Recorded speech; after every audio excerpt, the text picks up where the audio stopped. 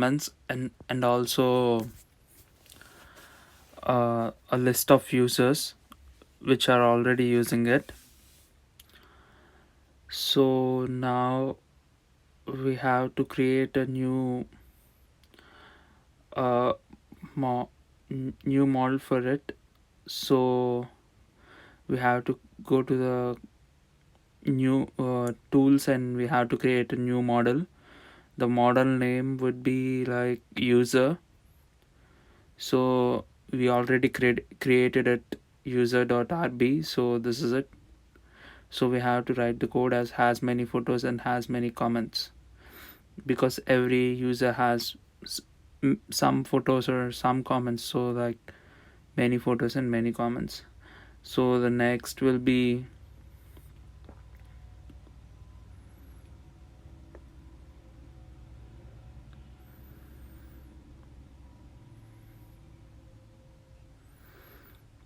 yeah, we have to create a migrate files too. So we have to go to tools and create a migrate file just like this.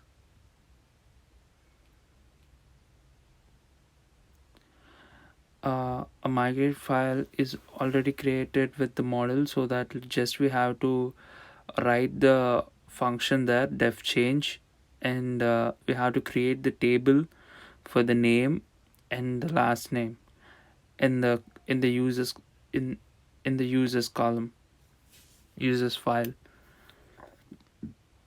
Similarly for the photos, similarly for the comments, and for the load data we have to write the code. After this, now we have to run the task like db migrate.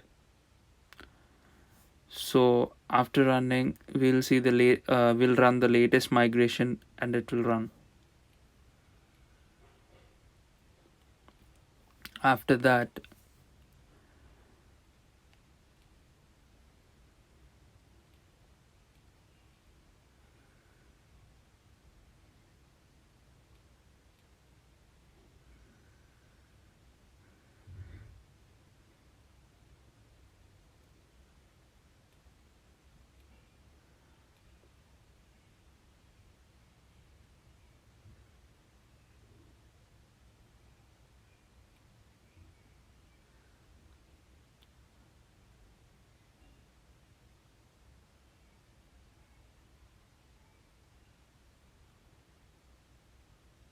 so here the load data.rb, our complete data, like what are the names and what are their image names, which is stored locally.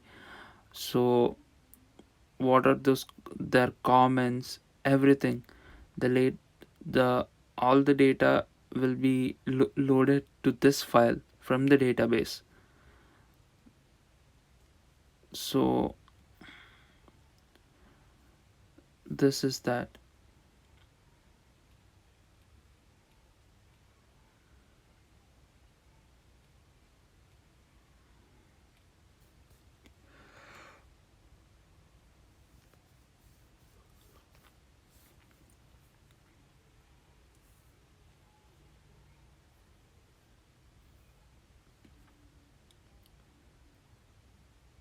So in the photos migration we'll see this.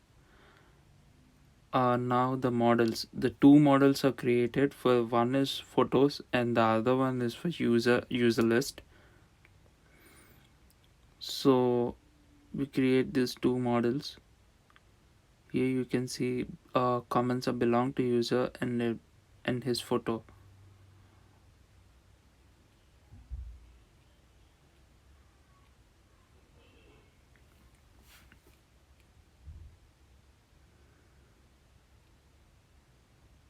At the same time, we'll be creating two controllers for it, for two model use. One is photo controller and the other is user controller.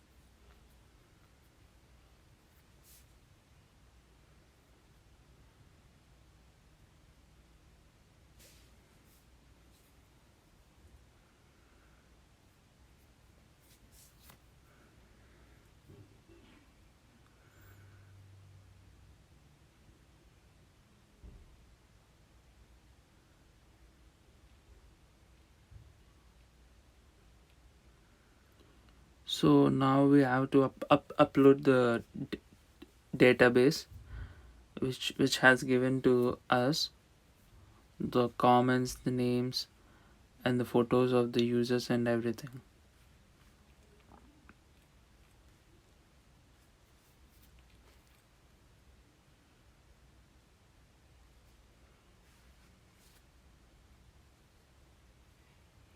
For that we have to go to view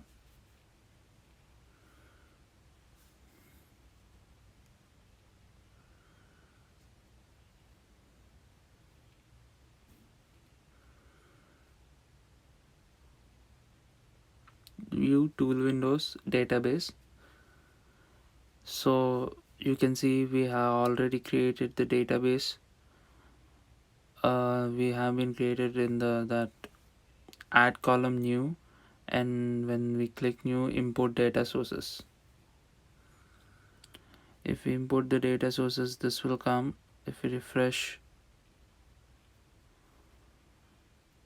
actually I changed my file name, so I have I have to import it again, so I'll do that.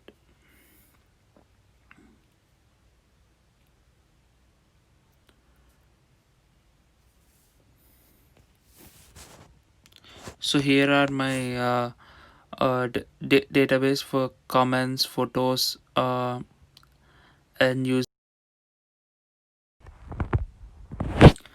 So here we have been created two views. One is for photos and one is for users. It's a HTML herb file. uh, for this HTML herb files, two are created in the view, so we have to create two controllers for it. One is for photos and the other is for users, just like we have created the two folder names in the views. So this is the user view, which displays the user, and this is the photo view, which displays the photos, comments, and its time, and the usernames, everything. Now we have to see the.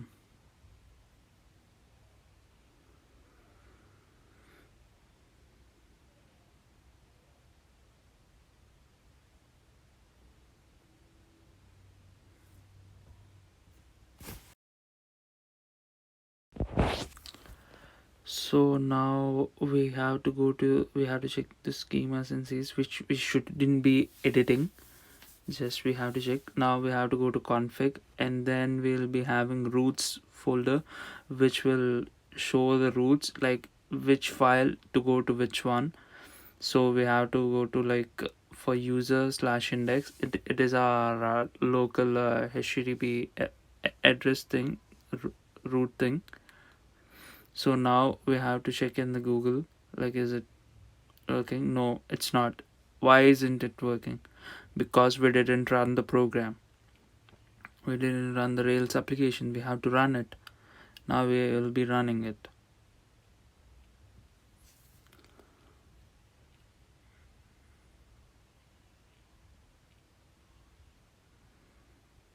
Yeah, it will take some time. So probably a minute or two.